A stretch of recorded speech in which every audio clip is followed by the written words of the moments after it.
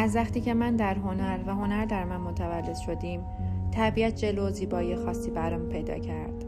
قدم زدن در آغوش طبیعت، دیدن مناظر زیبا، جاری زلال آب، صدای پرندگان و نسیمی که در گیسوان درختان چنگ میانداخت، همه شگفت زدم میکرد. اما درختان، این تک افتاده های پر رمز و راز که تکه هایی از وجودش رو در دامن طبیعت پراکنده، اینها بدون مداخله انسانها با نوازش باد، باران و فصلها خلق شدند.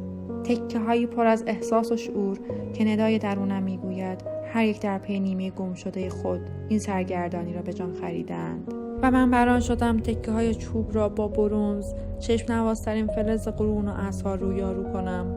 فلزی سخت با درخششی نرم و لطیف تا جلوه عشق و زیبایی باشد بر اندام پیر طبیعت و جانی باشد بر پیکره ریاضتکش تک افتاده های مکشوف.